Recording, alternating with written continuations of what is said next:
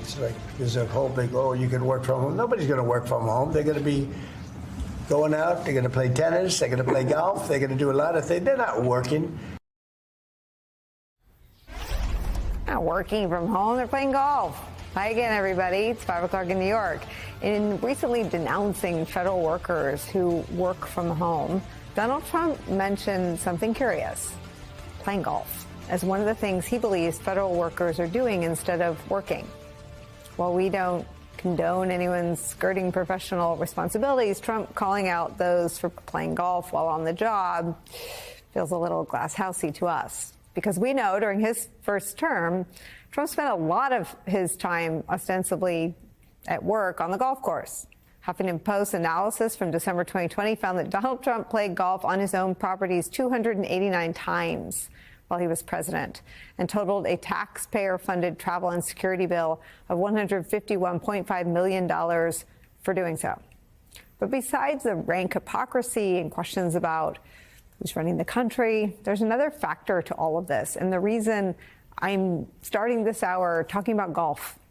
Golf isn't just his favorite pastime or an outfit he thinks he looks cool in. It's a big source of money for him. The Trump Organization owns over a dozen golf courses all around the world, with more soon to come. And the Trump family is a business partner with Live Golf. That's a league we've covered here in the past. It began just 3 years ago, which is why what the New York Times is now reporting should be on everyone's radar. The New York Times explores a meeting that Trump arranged earlier this month. Quote, the Oval Office meeting convened by Trump brought together the most important leaders in the world of professional golf.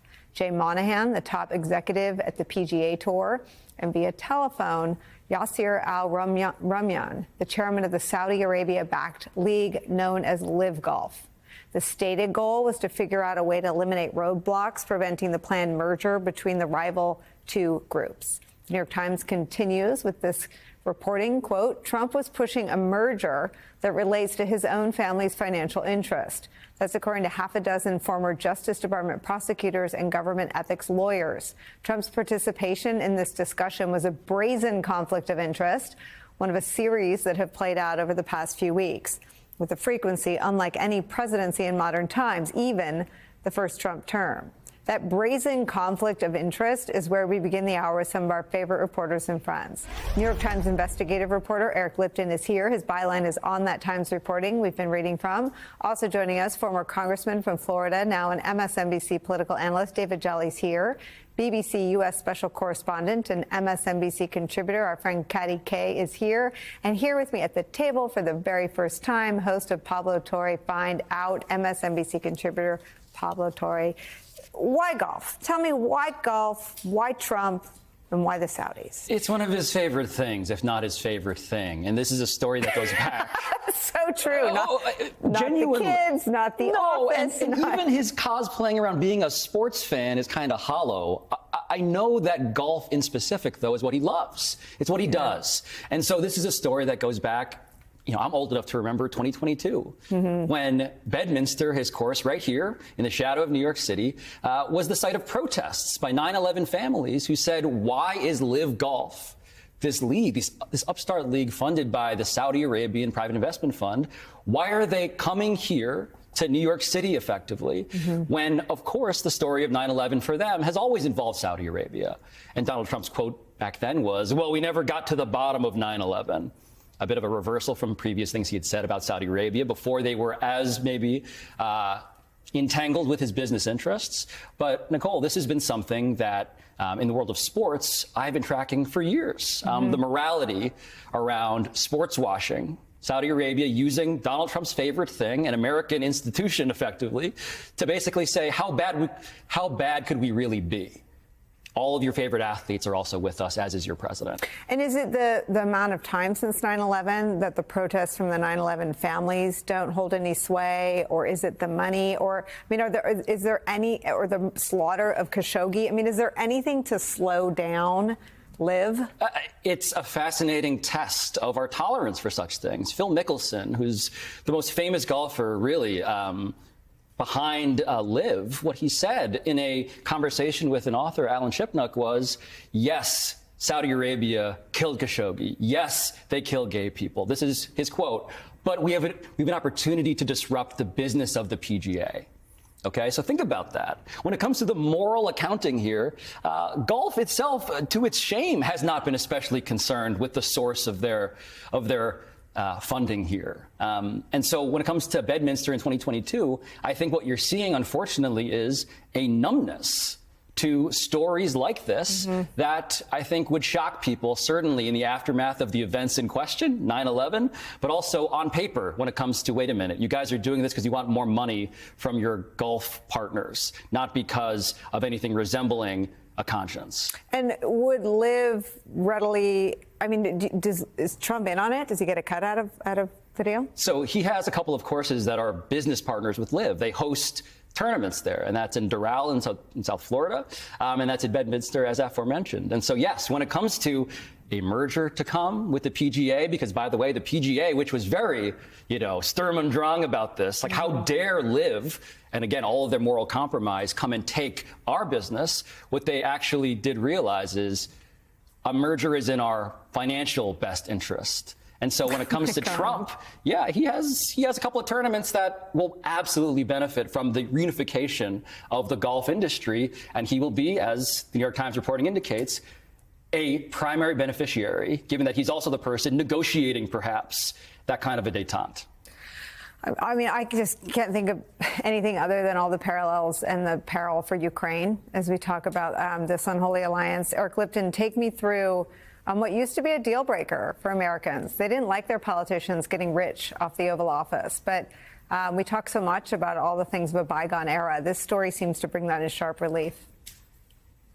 Really, the thing that struck us in that meeting that Trump held with the PGA Tour and then by telephone with the leader of Liv Golf was that there's a law that makes it a criminal offense if you're a government official to participate in what's called a particular matter involving specific parties that you have a financial interest in.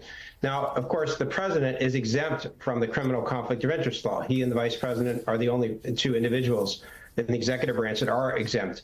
But this particular meeting really served as almost like a textbook example of what the criminal conflict of interest law was created to try to avoid, was a particular matter involving specific parties that you have a financial interest in and that could bring you financial benefit. So that, and it's not the only one, of course. I mean, the Trump brand is going to be setting up a hotel in Belgrade at a site that's owned by the government of Serbia, and the former defense ministry site there that NATO bombed in the 1990s and has been sitting largely undeveloped since.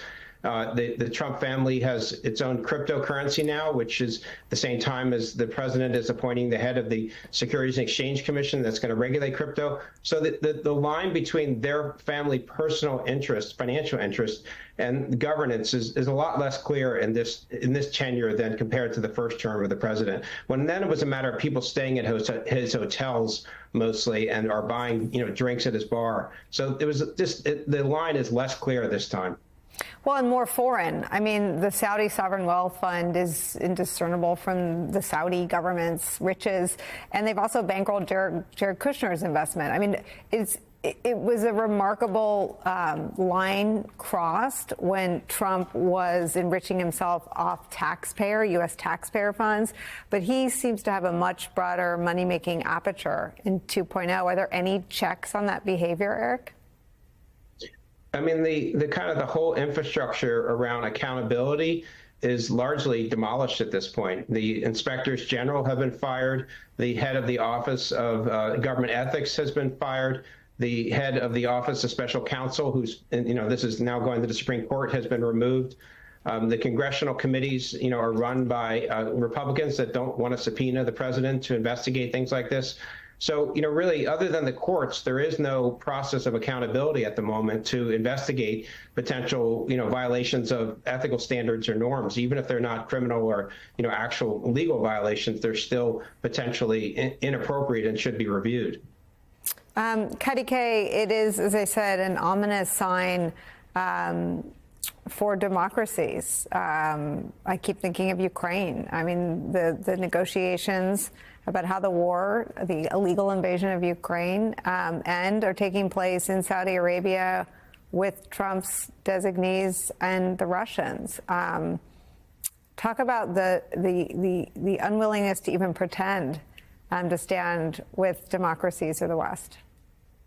Look, I mean, I think to some extent what we're talking about in both of these stories, the commonality is time and amnesia, right? After Jamal Khashoggi was killed in Turkey, in the Saudi consulate just 6 years ago, there was such an outcry, and Saudi Arabia was condemned as a pariah state by Republicans and Democrats alike in this city, in Washington, D.C. Similarly with Ukraine. When Ukraine was invaded, there was a huge amount of support for Volodymyr Zelensky. He came here and was a rock star who was giving standing ovations. Now in Saudi Arabia, the future of his country seems to be carved up in what, you know, in my country looks like sort of, you know, colonial times, where you go out and you draw rulers with very little thinking about the people who are actually living there.